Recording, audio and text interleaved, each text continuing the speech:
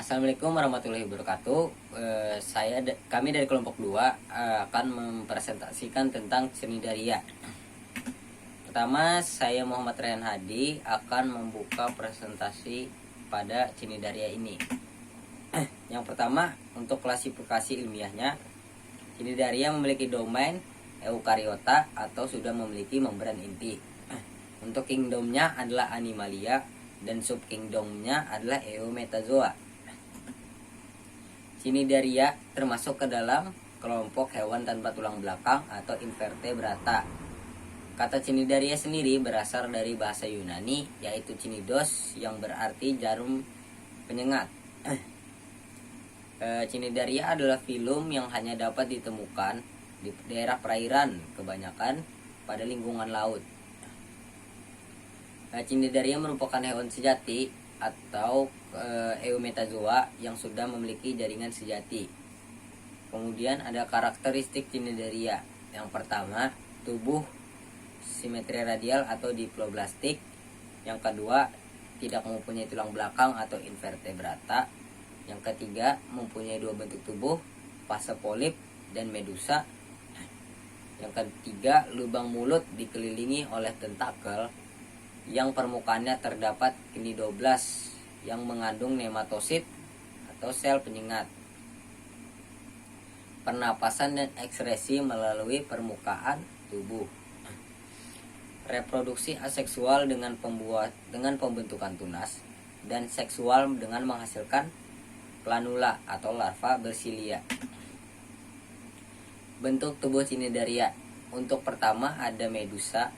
Bentuk medusa merupakan bentuk Cnidaria yang dapat berenang bebas. Kemudian ada bentuk polip. Bentuk polip merupakan bentuk Cnidaria yang menetap di dasar laut. Kemudian ada struktur Cnidaria. Pertama ada mulut atau bisa juga disebut dengan anus. Kenapa bisa disebut seperti itu? Karena makanan dimasukkan melalui bagian ini, dan pada bagian ini juga zat sisa dikeluarkan. Kemudian ada tentakel. Tentakel berada di sekeliling mulut pada Cnidaria. Tentakel ini memiliki sel penyengat yang berfungsi untuk melumpuhkan mangsa-mangsanya. Untuk selanjutnya ada rongga gastrovaskuler. Rongga gastrovaskuler berfungsi sebagai usus atau tempat pencernaan makanan. Kemudian ada gastrodermis. Gastrodermis merupakan lapisan permukaan rongga gastrovaskuler yang berfungsi sebagai membantu pencernaan makanan. Kemudian ada mastoklea. Mastoklea adalah daerah antara gastrodermis dengan epidermis yang berfungsi sebagai sumber nutrisi. Kemudian ada epidermis, adalah lapisan yang berfungsi sebagai pelindung. Berikut adalah gambar dari struktur Cnidaria, baik itu bentuk polip ataupun bentuk medusa. Lanjut, kemudian ada sistem reproduksi. Yang pertama, reproduksi aseksual. Reproduksi aseksual dilakukan dengan pembentukan tunas. Pembentukan tunas selalu terjadi pada Cnidaria yang berbentuk polip. Tunas tumbuh di dekat kaki polip dan akan tetap melekat pada tumbuh induknya sehingga membentuk koloni. Kemudian reproduksi seksual. Reproduksi seksual dilakukan dengan pembentukan gamet, ovum dengan sperma. Gamet diproduksi oleh seluruh Cnidaria yang berbentuk medusa dan ada beberapa yang berbentuk polip. Berikut adalah gambar dari skema reproduksi baik itu aseksual maupun seksual. Kemudian ada sistem pencernaan. Untuk sistem pencernaan ada yang pertama ada ekstraseluler.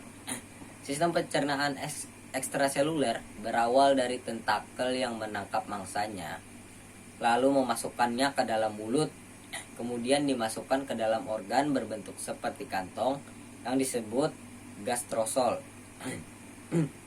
Nah, gastrosol lalu mencerna makanan tersebut dengan bantuan enzim kemudian langsung masuk ke pencernaan intraseluler. Sesudah makanan diserap oleh gastrodermis, lalu dicerna kembali serta sari makanan disebarkan ke seluruh tubuh dengan secara difusi atau perpindahan zat dari konsentrasi tinggi ke konsentrasi rendah. Sisa dari makanan tersebut akan dikeluarkan kembali melalui mulut dengan menggunakan aliran air. Kemudian ada sistem pernapasan atau respirasi. Cnidaria tidak mempunyai alat pernapasan. Pertukaran oksigen dan karbon dioksida berlangsung melalui proses difusi. Proses ini dilakukan dengan memanfaatkan bagian kulit luar yang bersentuhan langsung oleh air yang mengandung oksigen. Pada lapisan gastrodermis juga terdapat struktur yang berperan untuk membantu terjadinya proses respirasi cnidaria. Struktur itu disebut dengan silvinoclea. Kemudian kita lanjut ke sistem saraf. Cnidaria tidak mempunyai otak atau sistem saraf pusat. Akan tetapi mereka mempunyai jaringan saraf yang terdiri dari neuron yang dapat merespon berbagai rangsangan. Kemudian ada kinidositnya, memiliki silia yang dapat mendeteksi kontak fisik dan indera yang dapat mendeteksi zat kimia seperti bau. Kombinasi ini memungkinkan kinidosit menembak sasaran dengan tepat. Kinidosit juga terangsang dan ikut menembak apabila kinidosit di sekitarnya, apabila kinidosit di dekatnya juga menembak. Kemudian ada daur hidup pada cnidaria. Pertama ada fase polip. Pada fase polip, hidupnya akan menempel di batuan perairan. Bentuknya seperti silinder, dengan ujung satu terdapat mulut yang dikelilingi tentakel dan ujung lainnya buntu untuk menempelkan diri. Polip ini umumnya hidup secara soliter atau menyendiri. Namun ada pula yang membentuk koloni, sebab dia melekat jadi tidak bisa bergerak bebas. Polip yang membentuk koloni mempunyai beberapa jenis bentuk menurut fungsinya, yaitu polip untuk makan disebut gastozoid, dan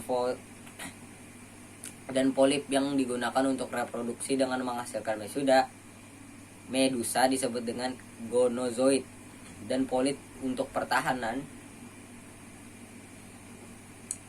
Koloni dari beberapa bentuk polip disebut dengan polimorfisme.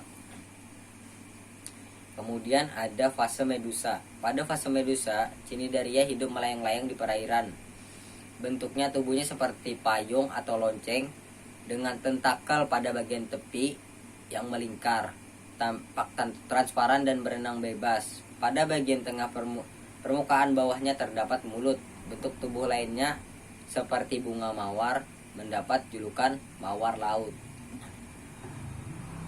Kelas-kelas cnidaria. Assalamualaikum warahmatullahi wabarakatuh. Nama saya Muhammad Jilani, asal sekolah SMA 1 Kota Baru, kelas 10 IPA 3. Di sini saya akan menjelaskan kelas-kelas cnidaria. Ada 4. Yang pertama Anthozoa, yang kedua Rhizopoda, yang ketiga Cupozoa, yang keempat Hydrozoa. Yang pertama Anthozoa. Anthozoa yang berasal dari bahasa Yunani anthos, yang berarti bunga, dan zoa hewan. Karakteristik Anthozoa.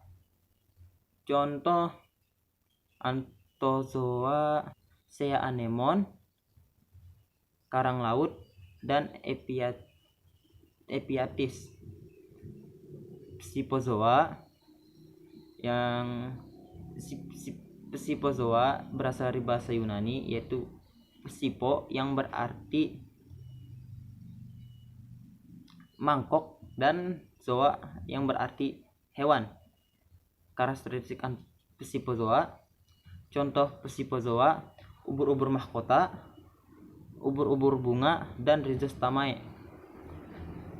Zubozoa